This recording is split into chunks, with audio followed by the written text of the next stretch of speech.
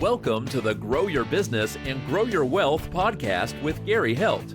Gary is an expert in helping business owners put together a plan that will provide a better future for their businesses, themselves, and their families. On the podcast, Gary interviews other professionals who share his vision, and together they share secrets and strategies any business owner can use to build a better financial foundation for your business and your life. Hey, welcome back to the podcast. This week, my guest is Kevin Quinn, and he is the founder and president of Legacy Counsellors, PC. Welcome, Kevin. Thank you, Gary. Appreciate it. It's nice to be here. Hey, Kevin, what made you get into law? To be honest, I wanted to start a business. Okay. I was a professional pilot for my first career and decided I wanted to be with the guys in the back of the plane, and was not in a position to go buy a machine shop or to start a construction company, didn't have any startup capital, and figured it had to be a service company. And all the guys in the back of the plane, I was flying around a lot of Aetna and Cigna executives. Most of them were all attorneys. So I said, maybe that's what I'll do.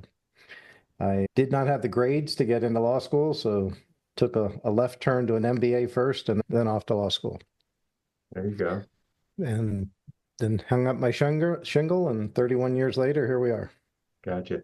What is it about law that really interests you and it gets you excited and up in the morning? I like solving problems.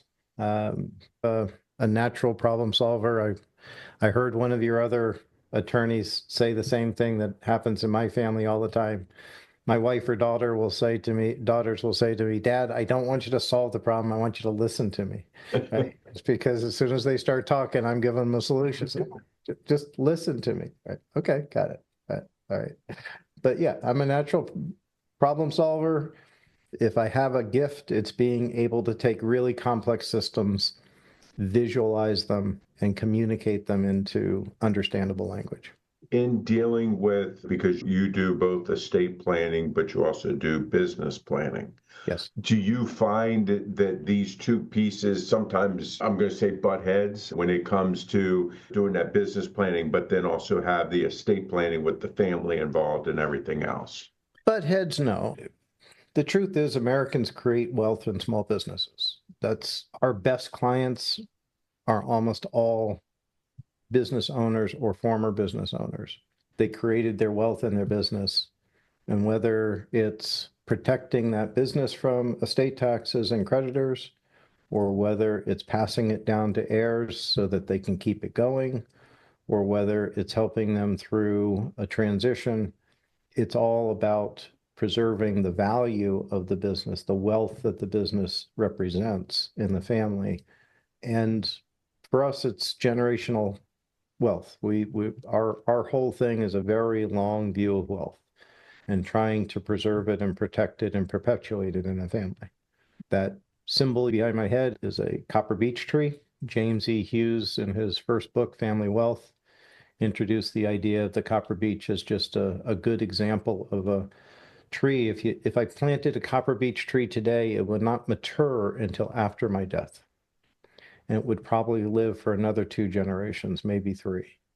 So that's the thought process, is that when I create an estate plan for a client, transferring their business perhaps into a trust, setting it up so that when the business is sold, the wealth is in a trust, is to perpetuate that wealth in the family. Now, you guys have a process that you call My Family, My Wealth. Can you talk about that a little bit? Yeah, it's a funny thing happened on the way to the forum story. We've been working with families of means for 30 years. I do a lot of very high net worth clients, of planning for clients, very high net worth clients. And what I found, we spend a tremendous amount of energy saving estate taxes, protecting assets from creditors, all good stuff. And I'm very proud of the work we do in that arena. But what the estate planning industry is tending to miss, and the clients are asking louder and louder for it, is, okay, but what's the impact of this wealth on my family? What's it going to do for them? And the My Family, My Wealth process is to help the family understand the wealth, understand its role in the family. What's it all about? What do they want it to do? If there are assets that are underutilized, can we redeploy them either for other family members or in our community, philanthropy, etc.? It's the distinction, Gary, between success and happiness. I can be really successful and not understand what I'm doing in the world. Yep. But if I can be in touch with what my place is in the world, what I want to do, and even better, help my kids there and my grandkids, and then maybe even start a tradition that our family is comfortable enough talking about our wealth, the structure that we have of the wealth, whether it's that family business, whether it's the proceeds of having sold the family business, that we can talk about it. We can decide maybe this is a loan for the startup of your new business, or is it a distribution for a down payment on a house, or are we going to invest in your farm? How is it we're going to use this family's wealth to make people's lives better?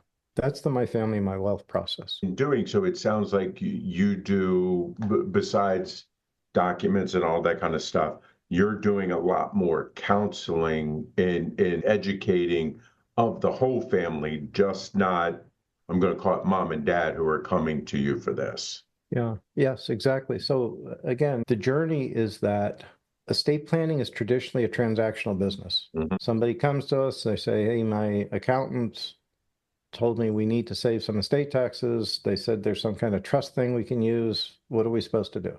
Okay, great. What we found is a lot of those structures just did not work unless there was some, I'll call it hand holding. It's not a nice way to say it, but unless there's some support along the way. And so we created, for the lack of better term, a maintenance process so that all of our clients are offered that we continue on a small retainer to look after their trust year after year, or look after their estates year after year, not just their trusts. Talking to them on a regular basis. We were listening to them as they said, I'm really worried about Johnny's marriage, or Johnny's in a really terrible job and he's looking to get out. How do we help them? To just parents saying, gosh, this is great. We're doing so well. But our kids, how do we help our kids? Sometimes it's, I want to help my kids, but I'm worried about spoiling them, or I'm worried about if it's too much, or I'm worried about taking away their drive. These are all the real questions that clients have about their money and their wealth. So they come to us for the tax planning. After 4 or 5 years, they realize that there's so much more that they value in the relationship of being able to talk about family, the money in the family, talk about the role of the wealth in the family. And then, and more recently, we have put it into a definitive process, the My Family, My Wealth process. Now, you said it already, is that lots of times when it comes to estate planning or trust development, that it's more transactional. And it definitely sounds like you guys have made it not that, and it's truly building a relationship with them. How is it that you get, I don't want to say get them to buy in, because that's not necessarily what it is, but I think because of the industry, it seems like it's transactional. So how do you get them to think differently? And I'm going to say open up more to the way that you guys are thinking about this. Excellent question. And I've been giving it some thought because we're growing and expanding and we have younger attorneys coming in. One of my first mentors, Bob Asperti and Reno Peterson, taught me a term, active listening. And it's peeling back the onion. It's asking a question and then asking the follow-on question and the follow-on question to get down to what's really important. Learning to listen for the key things, following the facial expressions and the body language. So we spend, it's not an hour for initial consultation. It's often an hour and a half. Sometimes we'll go 3 hours of just talking with the clients about what's important before we ever create anything, before we ever do any design, any documents for them. Right. Because we need to make sure that we understand who their people are, what's important, what the key points are. Sometimes the history of their family's wealth is really important and informs deeply where they are. So it's a lot of listening. That if we create that tone, it helps build the relationship, and then they're more comfortable continuing the relationship. Again, going back to, because everybody looks at this as transactional, but your way is much different from a pricing standpoint, things like that. How do you, and I don't want to say justify, because to me, it's easy to understand how you do that, but how do you get them, I'm going to say, to get out of their own way, to see that it's not just, okay, I'm paying you this fee and then I'm done. So the first thing we do is everything is fixed price. So the client is never committed to anything until they know what it's going to cost them. And it doesn't matter if it's a client that's coming in with a $350,000 estate and they're worried about Medicaid, or whether they're coming in with a $350 million estate and they're looking at asset protection and estate taxes. First of all, we do the gamut and we offer fixed price. We also typically will offer the larger clients that we do things in stages. So we might get engaged just for a design. So we prove our value in the design. Have we listened? Have we created a design that they can understand and they're comfortable with? Theoretically, they could take that design and go down the street and have someone else create their documents. Sure. They own the design. And typically then they're going to hire us for the documents. With larger estates, there's enough complexity in it that they recognize that they're going to need some help. We work with their CPA, we work with their financial advisor, perhaps the CFO of their company, to make sure everything is not only titled right the first time, but stays titled right, that we've got the cash flow moving back and forth between entities appropriately. So over time, they see increasingly the value, and we don't get too much pushback on the prices. We're not necessarily the cheapest guy in the block. Right. But most people feel we're delivering the value that we asked for in those fixed prices. And even the maintenance is fixed price. Almost nothing we do is hourly. Good. That's good. How often are you in front of your clients? Really good question. Again, we're a growing firm. I typically am with the clients through all the initial steps. So for the client that comes to me, or the advisor that says, Kevin, this is a pretty big guy, this is a pretty messy estate, this is a pretty significant thing, and there's a charity, and there's a real estate empire, and there's a this or that, then I'm going to be working with them through all of the initial steps. Then the maintenance is going to depend a little bit on the clients. At a minimum, once a year, we're going to see them. Some of them in the initial years will want to meet semi-annually or quarterly, depending on the complexity. Like you, we follow pretty much the CPA's schedule, in that we're helping prepare a data book for the CPA. When we get back from our break in January, we'll start right into what we call the tax preparation process, where we're preparing a history and data for the CPAs. And then we're reviewing tax returns in March and April, and then again in September and October. So we have the same intensity as the CPAs. And then in between that, we're trying to work with annual meetings with clients. And again, sometimes they're quarterly. I stick with them for a while, then a lot of them forever. It's fun. They're good relationships. Mm-hmm. I am bringing in the younger attorneys to sit with them more frequently. I'm 66 years old. You're still young. Come on. I need to make sure that they are comfortable with the backup, so that if somebody gives me a bad diagnosis, that the clients aren't holding the bag. I do really, Kevin, that you guys are building the relationship, and it's just not lip service. And you guys are really building that time with them to be there to help. Because again, this isn't something, yes, you probably have nice referrals from referral partners and things like that, but you're taking that and you're going with it. Where I just see so many times with people that they get their estate plans done, completed or whatever, they get their nice big binder, and then nothing's done until the kids come to the attorney and say, okay, hey, mom or dad died, what do we do now? Right. So we're huge proponents of a family meeting for the millionaire next door and the Medicaid clients, the average folks. We'll typically do suggest a family meeting every 5 years. I was just with a client and we were looking at the calendar and say, we need to get a family meeting next year. It's been 5 years since we did it. With the clients with more complicated estates that are limited partnerships and charitable organizations and stuff like that, there's a lot of work with co-professionals, the CPAs, the financial advisors, moving cash flow around and things like that.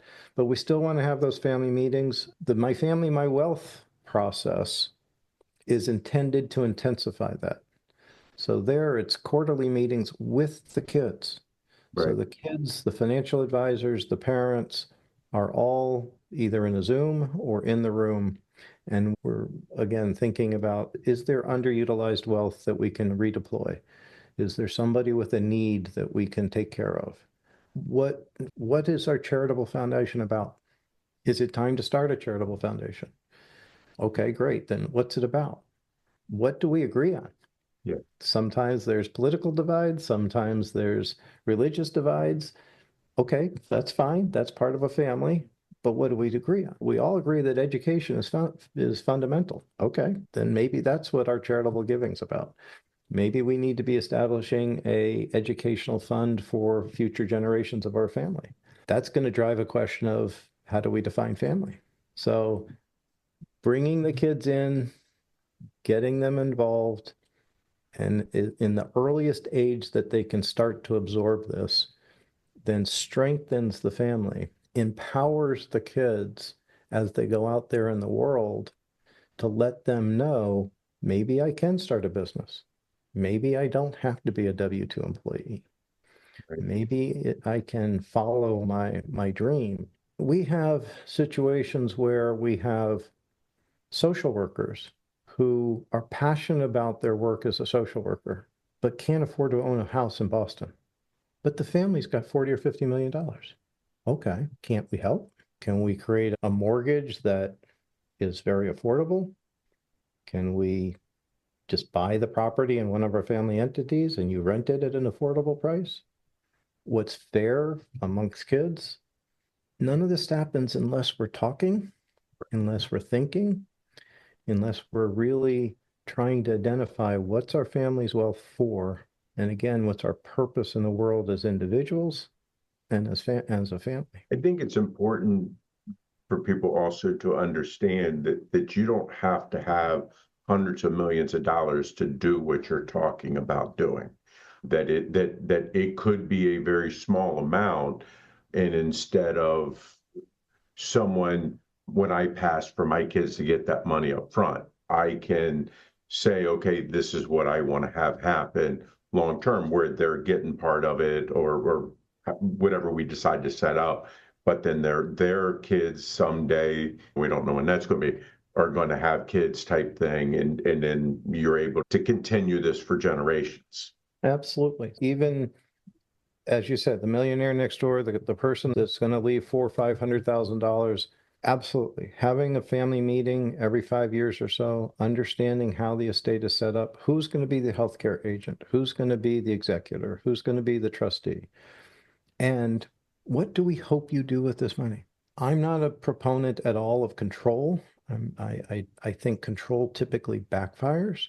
What's far more important is to enable and then teach and have the freedom of conversation to say, son or daughter, we paid for your education so that you could stand on your own, so that you could contribute to society on your own.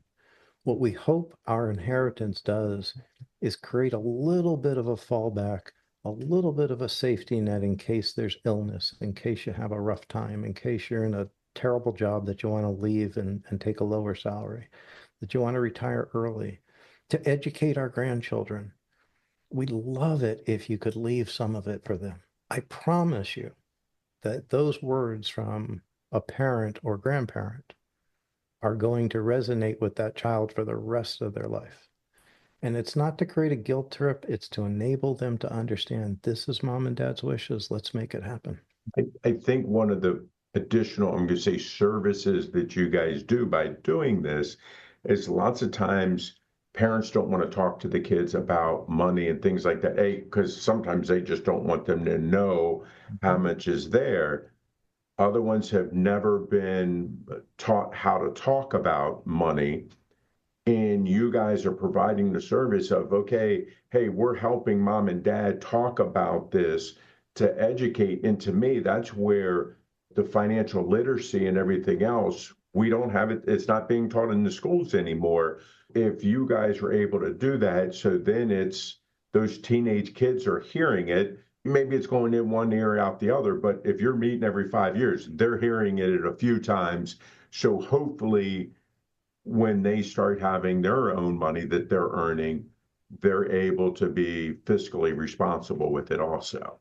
Absolutely. And I get focused because I deal with decamillionaires on a daily basis. But you know what? The $500,000 that I leave to my daughters is just as important as the $500 million that someone else leaves to their daughters.